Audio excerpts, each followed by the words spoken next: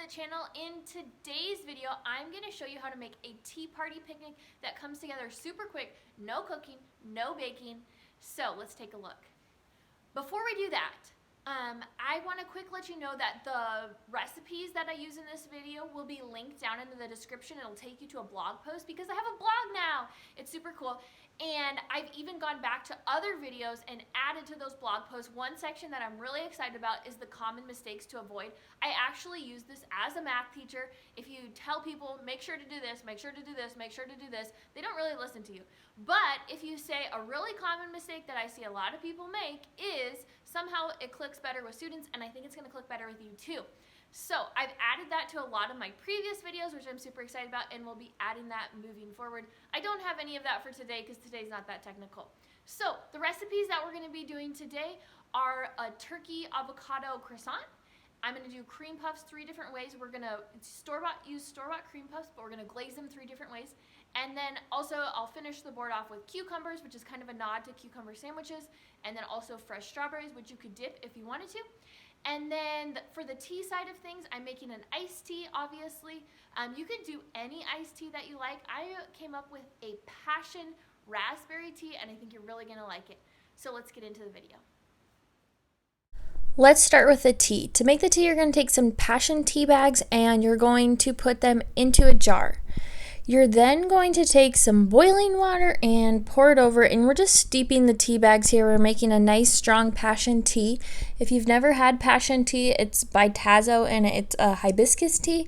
It's got almost a sweet taste to it, and it really makes this a fun iced tea, something that's not something you normally have. So we're just going to let this steep according to the directions, which is 5 minutes. So I'll set that aside and move on to my lemons.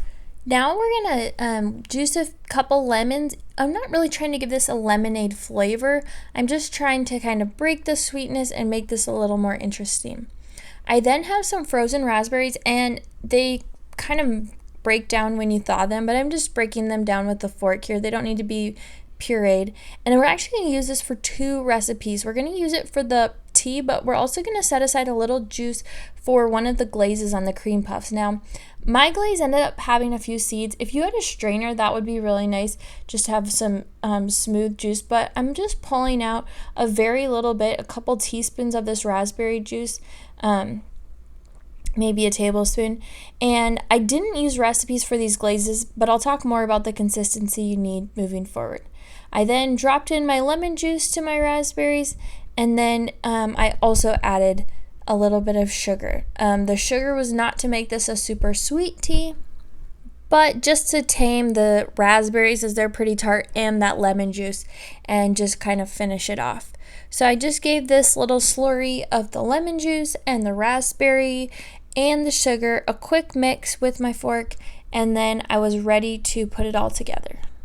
I just added the mixture to the tea, and I would, in hindsight, I thought the raspberries out, but what would really work better, since we're wanting this to be an iced tea, is just to keep them frozen and then add it to the hot tea, and it would come to temperature a lot quicker. So when I have the recipe in the blog post, I'll write it as such. I think that will speed things along. And once I had this all put into this quart jar, I gave it a mix and threw it in the fridge until it was cool. And I would just recommend serving that over ice. It's a really nice tea, and if you like it less sweet, just take out some of the sugar. If you want it to be more like a juice, add more. So now I took that excess raspberry juice and I was adding powdered sugar. Like I said, I didn't use a recipe here, but I'll just talk a little bit about the consistency we're looking for. So I just estimated and added probably about 1/3 cup or maybe 1/2 cup of powdered sugar, and I started stirring. You always need more powdered sugar than you think. It always seems like way too much, but it'll get to the right consistency. So I just keep mixing till it smooths out. And once it smoothed out here, I realized that it was not quite the right consistency. It was too runny. It should really be like ribbons falling off your spoon. So I knew I needed to add more powdered sugar. So that's what I did. Add a little more, and this is just how it goes. And you'll keep mixing. You want it to be nice and thick, that when you dip your store-bought cream puffs that it doesn't run down them too much. You just kind of want it, probably to have a little bit of a drift, but to mostly stay on top of the cream puffs. So once I made this second addition of powdered sugar, I could tell that it was getting to the right consistency and that it would work well. You can see when I lift my spoon, it falls off in those ribbons and kind of holds its shape for a little bit as it sits in the bowl. I then grabbed my cream puffs. I'm using these store-bought cream puffs, just really cheap and honestly pretty tasty.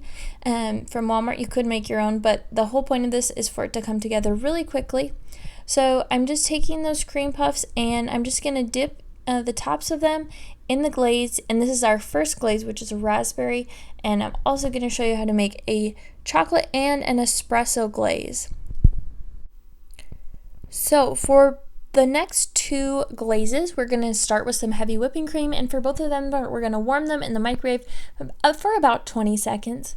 And to one of them, we're going to add a couple pinches of instant coffee. This is our espresso glaze, and I'm just mixing it in. I added one pinch and then realized I needed a second pinch. So I added that in, and it takes on this nice brown color. And then to the other bowl of heavy whipping cream, I'm adding chocolate chips. I'm just creating a chocolate ganache here, and I want to cover those chocolate chips with the heavy cream so they start melting. I'm then adding powdered sugar to the espresso glaze, and I just added some, you can see, with my hand, and I gave it a mix, and I looked at the consistency, and that's how I do this. I just visually look and see if the consistency looks good. So here I just give it a mix, and I can see that it's not quite the right consistency. If I were to dip the cream puffs now, it would run off. So I add a couple more tablespoons of the powdered sugar, give it a mix, and I keep mixing and mixing and mixing until it becomes smooth, and I can see that it is falling in ribbons off my spoon. It has a nice consistency, so I dip the cream puffs. And these almost look like maple, but they're espresso. You could do maple. Honestly, sky's the limit with these. There's so many different flavors that you could come up with. And then I'd move on to my chocolate, which is really just a chocolate ganache, heavy cream, and chocolate chips.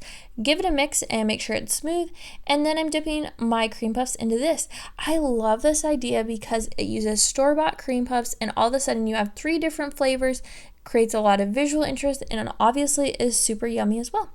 The next recipe is a turkey bacon avocado croissant. So I just assembled everything. So I had my mini croissants I bought from the grocery store. I have my deli turkey.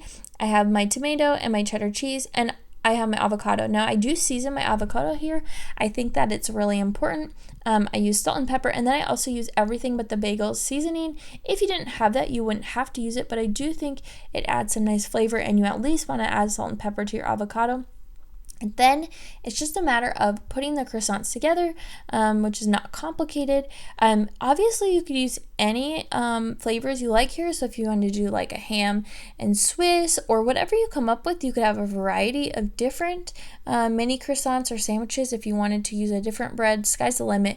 But I think these are super yummy and they come together super quick.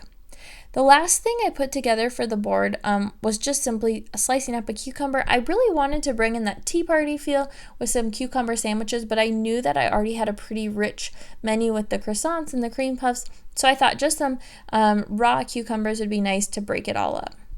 Once I had those ready to go, I began putting my board together. So I headed outside, laid down my picnic blanket, and I'm using here just a little charcuterie board. This one I actually made, and I just started arranging the food. I put the croissants on, and then I put the cucumbers around it, and just put the cream puffs on the board. Just kind of threw it all on there. You can see I used some circular shapes to make it a little bit interesting. I also added some fresh strawberries just for some fresh bites on there, and then poured a glass of tea. I just poured it over ice. You could strain out the raspberries. I actually like the little raspberry chunks in there, but a personal preference, whatever floats your boat.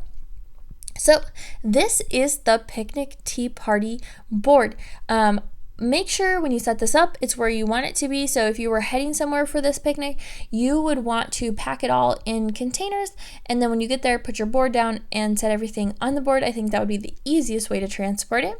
I love this idea because you don't need any forks or knives or anything like that, plates, whatever. You'll just grab and snack and visit and hang out. And it's a super fun board to share with friends. So I hope you give it a try. I hope you enjoyed that video, and I hope you found a few things to use, whether or not you use all the recipes or all the ideas. I hope you found something to walk away with. So have a great day, and I'll see you next week. Bye.